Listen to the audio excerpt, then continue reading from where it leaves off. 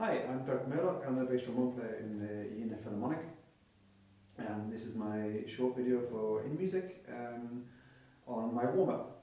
I'd like to thank Mika for asking me to do this. The In Music website is a great resource for a whole bunch of different ideas on warm-ups and how people in different ways approach it. I'd also like to thank him because it gave me a chance to think more formally, more systematically for myself about, okay, what is my warm-up, why do I do it in that way, and what is my purpose with it. For me, the warm-up is very much about first thing in the morning when I start to play, coordinating, getting a feel for how my lips, how my breathing, my arm, and how my ear working together. I think it's very different practice. I think for me that's specifically two separate things. It's about finding how I respond, how the body is responding to what I want it to do, and getting it to the point at which I can think, okay, now I can work, now I can practice, now I can perform or rehearse or whatever I need to do on that day. Therefore, it's obviously very dependent on how I'm feeling every day, and sometimes when I pick up the trombone, it feels good, it feels the sound is sort of where I want it to be, and the lips are responding. And I only need maybe a 5-10 minute warm-up. Sometimes I pick up the trombone and it's not feeling good at all, and then I know, okay, I need to do the full 40-minute of exercises and really pay attention to every single stage of it. Of course means that every time I come to do my warm-up, I always have to be prepared that it could take 45 minutes. So, I mean, sometimes I'll get there, I'll start playing, and okay, this is kind of going all right. Then I can put the trombone down, go have a coffee, clear the mind a little bit, and then come back and work, or if that's practice or performing. But like I say, sometimes I'll need the full 45 minutes. So I'll go through my warm-up now, imagining I'm having a really bad day, and I'll show you all the exercises that I do. I'll just play some bits of it, not everything. My overarching idea of the warm-up, first of all I should say of course that all of the exercises I do, these are exercises that have been shown to me by so many teachers over the years. None of it, what I'm saying is original, my ideas are original for me only, how I think about it. But the exercises come from Stefan Schulz, Jenaer Philharmonie in Berlin, Eric Reeves, Peter Gain, Keith McNichol in London, and every other teacher I've ever had a lesson with has shown me some other way of doing this. So this is just my sort of collection of what they've shown me, and it works for me in my way.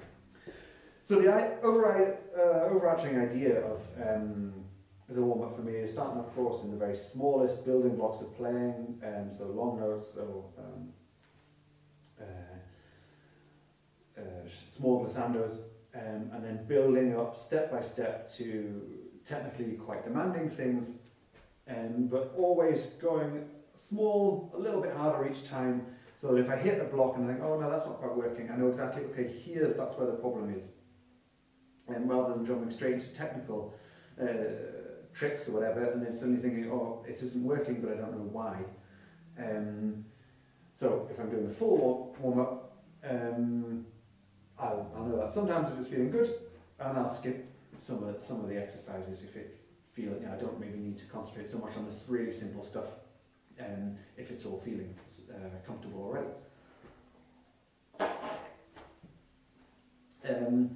Throughout the warm-up, I think the most important thing to concentrate on is the sound quality and the control of the instrument. Again, this is why I think it's different from practicing. That when I'm doing the warm-up, I like to think, first of all, everything has to be blown through the instrument, absolutely with free blowing air the whole time. But it should always be controlled, and by that I mean I always want to think, okay, what is the exercise I'm about to play? How do I want that to sound? How do I want that to come out? And then, as best I can, play it exactly like that. It's not about trying things out as such. It's about getting to a stage where I already know I can do that, and I want to get that technique, that ability in the most free-flowing way that I can in my own technique. That's why I think it's different with practice, where practice you're allowed to think, okay, I don't know how I want to do this the best, maybe I'll try it like that.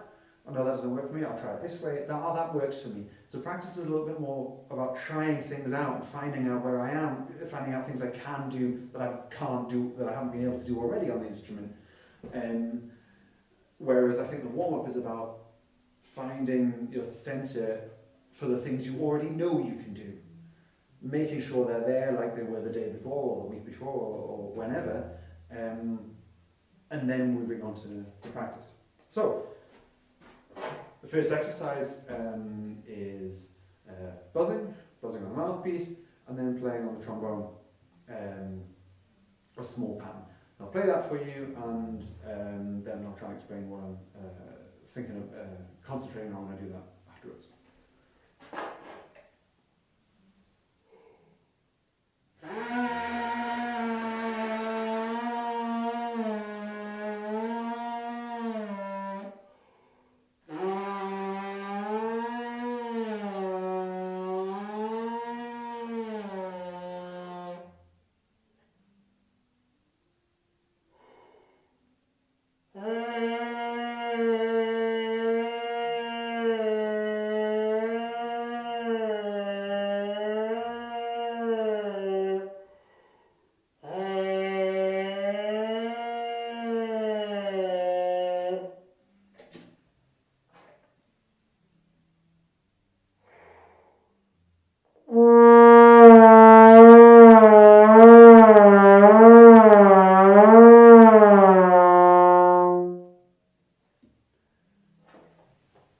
So there I find the most important thing is to make sure that the air, you blow the whole time with the same airflow, and therefore you get a consistent sound the whole time. So it's you don't make crescendos or diminuendos over the glissandos as you're playing them. It's also really important there to concentrate on the intonation, and particularly when you're buzzing on the lips and on the mouthpiece, to really hear the distances of the semitones and the tones and etc., etc. So you can really try and warm up your ears about exactly where those intervals are. So then I continue with that down every harmonic on the instrument, so the next would be on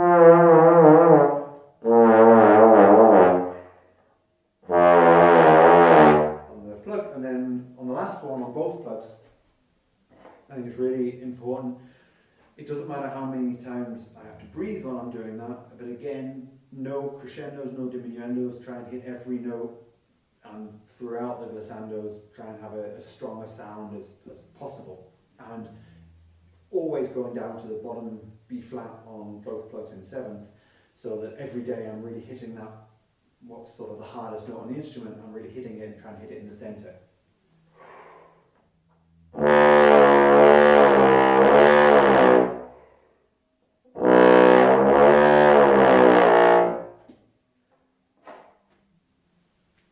So, that's the first exercise. The next exercise is just to extend those glissandos a little bit further and do the whole octave. Now just on the trombone and buzzing.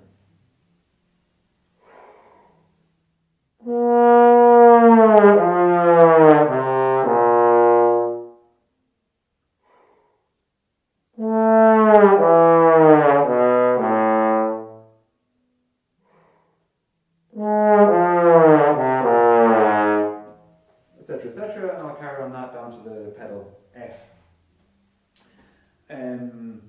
There to watch out for is when you start getting down to the double plug register.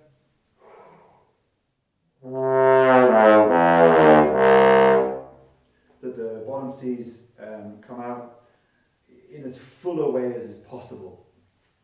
Best thing is if there's absolutely a perfect glissando and you don't really notice that now you're playing in a more difficult register on the two plugs. Again, it's important there for me. I like to try and concentrate on making sure that the intonation between the octaves is correct.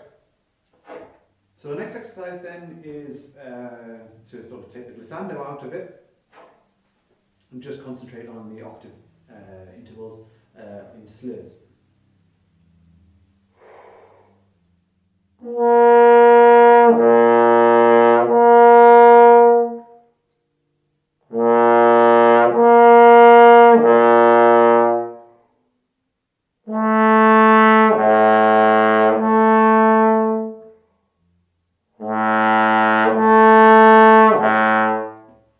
So again, the intonation is really important to try and really hit the center of the notes. And if you play in a rehearsal hall, then you can really hear the echo and you can really tune with that.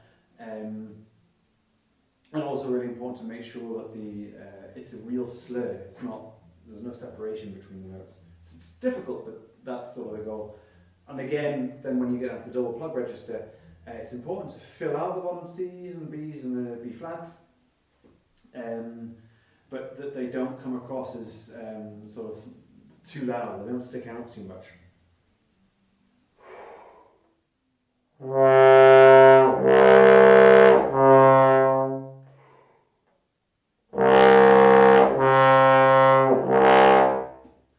And I also like to make sure that I play the very last one, the B flats, on third and then in seventh. First of all, so you kind of get an idea of playing B flat and third, which comes up occasionally, and also again for the seventh double plug B flat.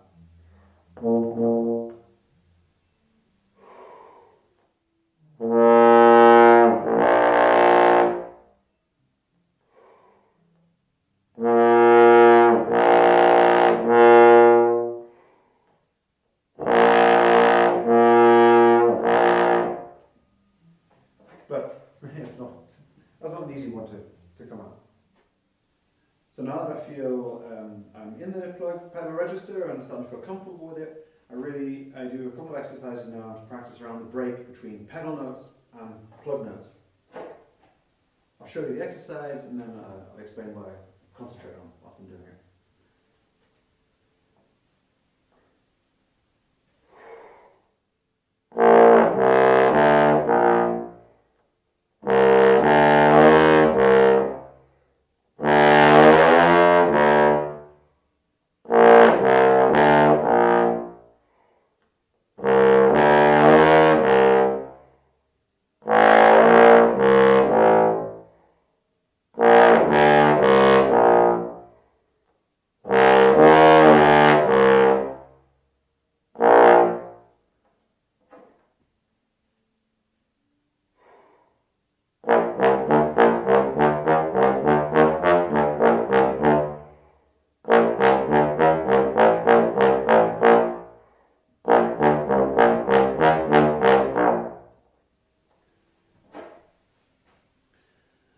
So there the idea is the first half, really smooth, no tongue, warm air, make sure that the connection between the pedal and the plug notes is as smooth as you can possibly get it.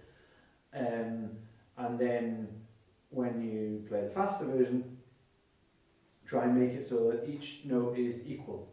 I mean, it's hard to get them all completely equal, particularly when you swap when you're swapping in that register, but it's a really good way to see if your lips feeling is reacting to exactly what you're requiring of it. Then you go down chromatically, next one,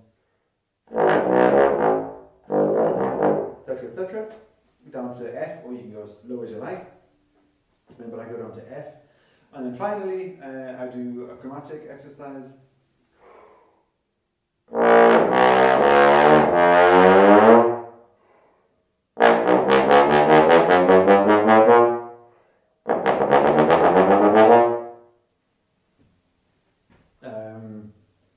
And I play around with that as much as I can. Again, going down then to the F, same exercise each time. So now that I feel like the lower register is really coming out, trying to expand the upper register, and I start that in the lower register in the pedals, doing 2 octave glissandos. So I'll show you this.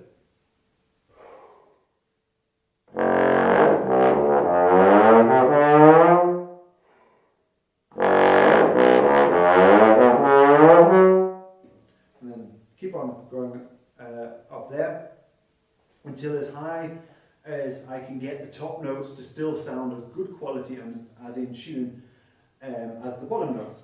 So normally we'd do up to a B flat.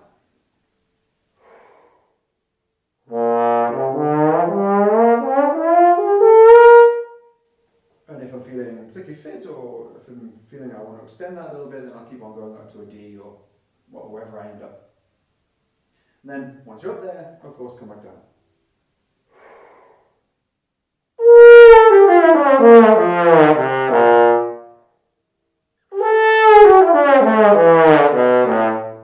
And then again all the way back down to the F. What I think is really important there is that it still sounds like a scale. It still sounds like a major scale, just with glissandos, so that the intonation of it's there. It's not random glissando, so you make sure, for example, that the C is the fifth from the F, and then the octaves are as in tune as you can get them. So it's not just sort of like a technical exercise. So the final set of exercises that I do tries to combine everything I've done up to that point all together.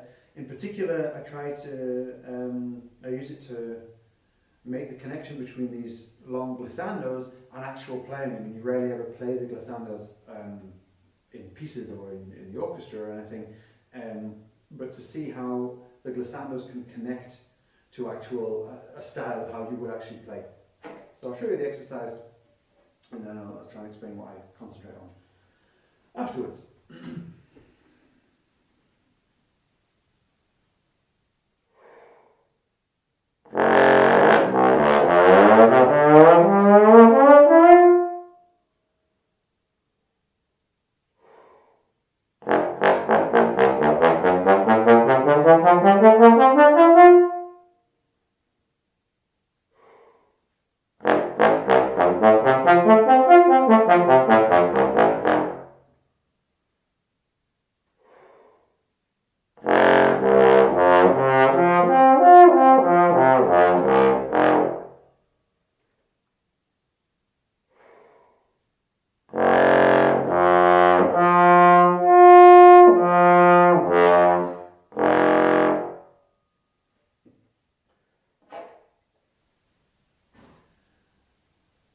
And then I'd carry on, of course, up to G flat, G, and then up to B flat. And then when I go to B flat, back down again.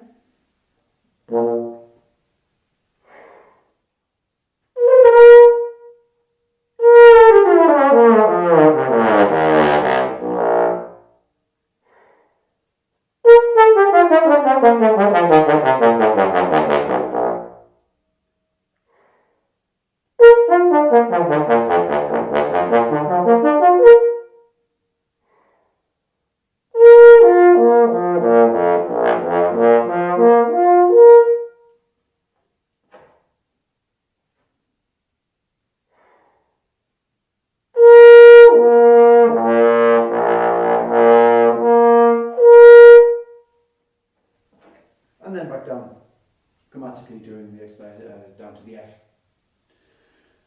So the idea being there is that the connection between the glissando exercises, that you really play the whole range of the instrument with the same sort of breath, or the same feeling at least. It's obviously a different breath depending on the range. And then you can translate that into doing scales, into doing arpeggios, into doing slurs. So it's not just, I think too often we play the glissandos a little bit as an exercise without connecting to it, how we actually then play on the instrument. So I tend to find that if I've done all of that, it takes me about 30, 35, 40 minutes. And if I feel comfortable doing the 3-octave exercise at the end, then I feel warmed up and I'm ready to play anything, certainly anything that comes in the orchestra. Yeah. So that's my warm-up. I hope it was of interest and of use to any of you who managed to make it this far.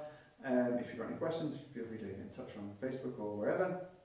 And just to end, I'd like to thank again Michael for asking me to do this, and yeah, thank you very much.